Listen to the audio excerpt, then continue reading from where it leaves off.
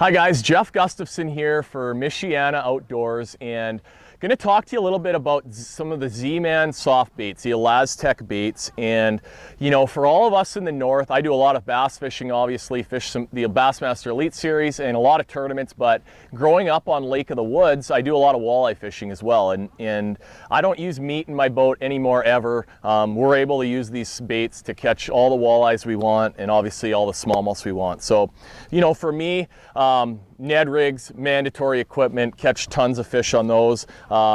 The jerk shad on a jig head, that's the bait that I won the classic with this year. Catch so many bass and walleyes on those, other fish as well. Everything eats bait fish, and this is as good a imitator of those as we got. And then, you know, obviously we do a lot of drop shotting in the north, and the ElaZtech baits really shine for drop shotting because of some of the good characteristics that they have. So obviously, the ElaZtech baits are very durable. They're the stretchy plastics. So you can, mandatory, you want to glue the baits onto the jig head. That's really important. It keeps them on there. Unless a pike bites that off, you can catch 50 fish on one bait. That's normal. So, you know, you're not going through nearly as many baits as you would with traditional soft plastics. But a few things that you want to, you sort of need to know is they're a little bit trickier to rig up properly on the jig head. So with any soft plastic, the number one most important thing is you want the baits nice and straight on your drop shot or on your jig head. So I'm going to show you. Sometimes they're a little bit hard to kind of bunch up onto the jig. So one trick that I use, you measure, you know where the hook point's got to come out on the plastic, and the last step when you get it close is you pinch it right there and just snap it into place, and it'll be on there nice and straight and just how you want it. If that bait's not perfectly straight and kinked or bent in any way, it's going to twirl and not look natural. You're not going to catch as many fish, and it's going to twist your line. And then the last step is you got to glue these on.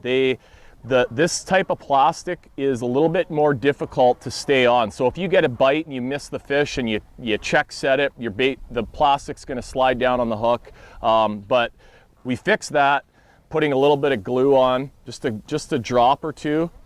You don't need much, and that's going to dry quick, and that bait is not coming off that jig. So if you miss a bite, I can set the hook, the bait's still going to be straight, and there's a good chance that that fish might come back and bite again, or one of their buddies might bite it. That's good. When it comes to the glue, I like the Loctite stuff.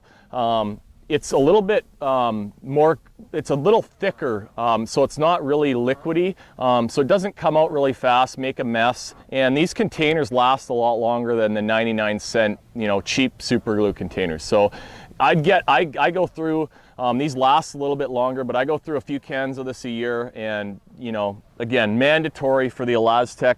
One final thing, why these baits really shine for a drop shot, ElaZtech is also buoyant. So these plastics float, and that when you're drop shotting, you can put that bait out there. And sometimes it's, we always want to do this and really shake the bait, and that's usually never as good as almost just sort of letting it be still down there and just letting it sort of move around naturally. But the baits are going to float up off the bottom. So, a place like Lake St. Clair, there's a lot of, short grass on the bottom. I'm able to always keep my bait above that grass, and you're just going to you'll catch a lot of fish. A lot of anglers use these baits and maybe don't talk about it, but they really shine for using on a drop shot as well.